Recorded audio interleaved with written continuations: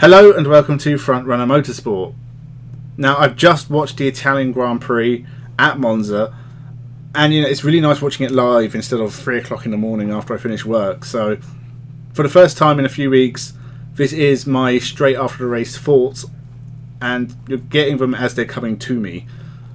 Now, there was a big moment in this race which I'm sure you'll want to know my opinion of.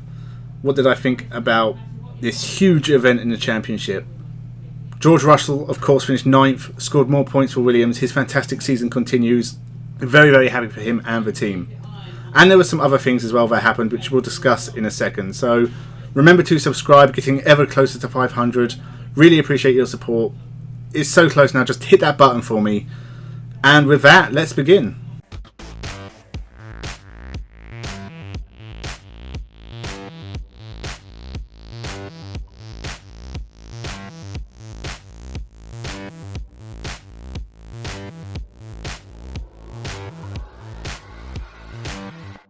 Welcome to Frontrunner Motorsport.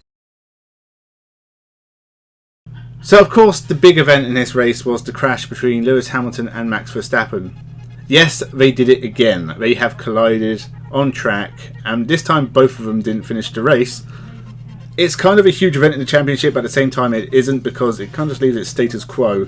Verstappen has a 5-point lead going into the rest of the season, which might be 7 or 8 races depending on if they can replace Japan or not. Whose fault was it?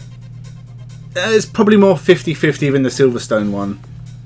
Verstappen had a bad pit stop. He really had to go for it. Both these drivers want any split-second advantage they can get. So Hamilton comes out of the pits in front of Verstappen. Verstappen has to do something.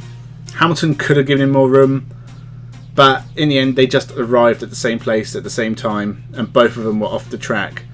Verstappen's car, as it turns out, would make a great spade, because the way it dug in, it dug a really nice hole. I'm wanting to take a Formula 1 car to the seaside and dig holes and maybe build a sandcastle. That would be nice. As for the crash itself, it's more 50-50 than the Silverstone one. As I said, both drivers are going for it. Hamilton could have given him more room. But, you've seen Formula 2 cars run side by side through there all weekend without incident even going over the curbs. Verstappen didn't have a lot of room. He couldn't have really taken any other route than he did. It just so happened that he caught the sausage curb and ended up in the air, not necessarily in control of his car at that point, landed on top of Hamilton, and both of them were out. First time Lewis Hamilton has had a DNF since Austria 2018, which is part of Mercedes' success. They just don't break down, and Hamilton doesn't crash very much when he's 30 seconds ahead of everyone else. Given how tight it has been this year, it's kind of surprising he hasn't already collided with Verstappen more, really. But unlike Silverstone, where you could say that was definitely Hamilton's fault, he shouldn't have been there, this one, it was just unlucky they both ended up where they did. They both had bad pit stops, although Verstappen's was way worse. And that just led to them arriving at the same point. So they're both out. This was a missed opportunity for Mercedes because they were the ones with the track advantage. There's maybe more tracks towards Red Bull coming up that may hinder Hamilton's charge unless other things happen. Overall, it was a better weekend for Mercedes because Bottas scored points in sprint qualifying and finished ahead of Perez. So they did gain a bit in the constructors, and Bottas has also pulled slightly ahead of Perez in the race for third, although Norris is still in between them. We'll get to Norris in a second. So I think overall this wasn't a complete disaster for Mercedes, but this was not great for them, because I think Lewis Hamilton could have won this race. It was surprising they couldn't get past the McLarens. Verstappen kind of had to hold station behind Ricciardo, and it took Hamilton a while to get past Norris just before the pit stops. I said in my video yesterday that this race really hinged on how quickly they could get past. So that really affected the race, and it would have made the rest of it really interesting, because by the end of the pit stops, Ricciardo and Norris were first and second, and Verstappen and Hamilton behind and really close to each other. It was really difficult to overtake at Monza, so if they had battled for a few laps, it might have been difficult for them to catch up to the McLarens and get past them. By that point, the tyres would have been more worn as well. But you can never really count Hamilton out at that point. He could have won this race. It might be a massively missed opportunity that ends up in him not winning the championship. Because if he had managed to get past the McLarens and Verstappen couldn't, and Verstappen was clearly struggling against them, that would have been a huge swing in the championship for Hamilton. As for everything else that happened, obviously this is a massive weekend for McLaren. I'm really happy that they've won. They are my hometown team. They are my favourite team from Formula 1 history. I love McLaren. So to see them 1-2 for the first, this is McLaren's first win since Jenson Button won in Brazil in 2012. Their first 1-2 since Hamilton and Button finished first and second in Canada in 2010, over 11 years ago. That is insane to think about. It's Daniel Ricciardo's first win since Monaco 2018, over 3 years ago. For a driver as talented as that, he's had some speed bumps in his career, let's just say. Norris gets his first second place to really cap off a great season. It's probably not going to get better than that, although hopefully there's more podiums to come this year for him. He's still having a fantastic year. He's still fourth in the championship, doing a fantastic job.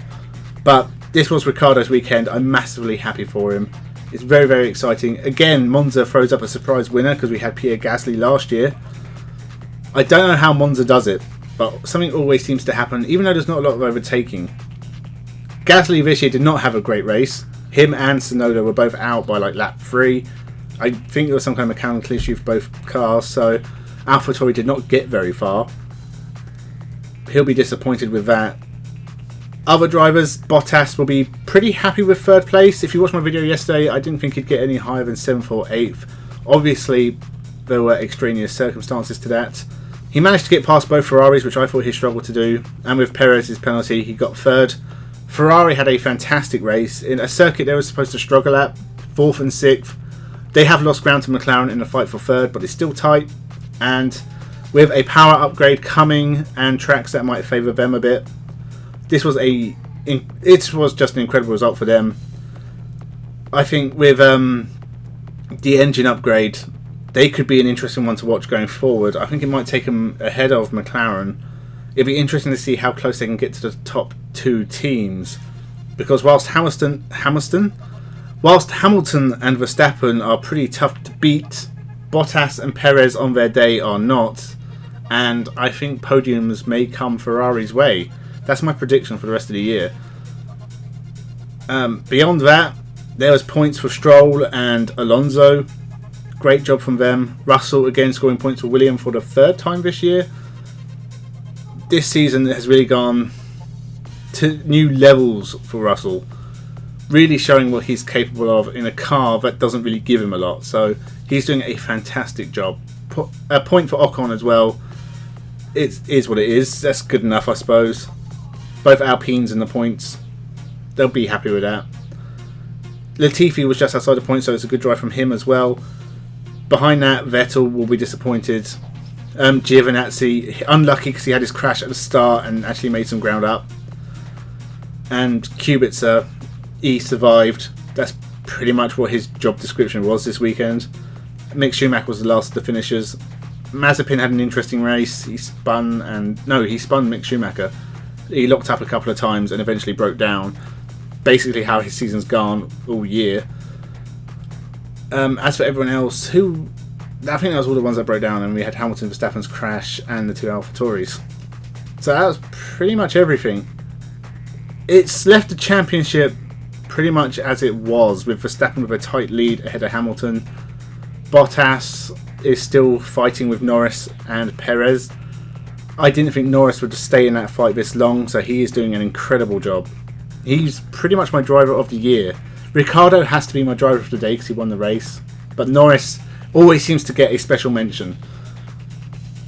Beyond the main teams, Leclerc and Sainz are pretty close together still.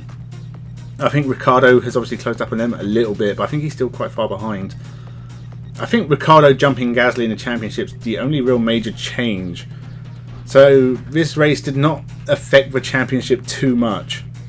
The constructors are still tight. Mercedes pulled out a little bit more this weekend, but not a massive amount. It's only going to take one race for Red Bull to get a massive swing, and it changes completely. So this race has left the championship wide open, or as wide open as it was anyway. Lots of intriguing things going into the final few races. As I said, I think there's about 7 left, because I don't think they'll replace Japan at this late stage. Looks like Daniel Ricciardo will be racing in NASCAR at some point. Zach Brown really knows how to motivate his drivers, because promises Daniel Ricciardo a NASCAR drive if he gets on the podium, Ricciardo goes and wins a race. Promises Patricio O'Ward a Formula 1 test drive if he wins a race, he goes and does that in IndyCar. So Zach Brown driver base have both had a fantastic year and are really being rewarded for it. So I'm happy for all of them, and I'm very, very happy for McLaren. So thank you for watching. Remember to subscribe. Leave your thoughts down below. Who do you think was to blame for the crash?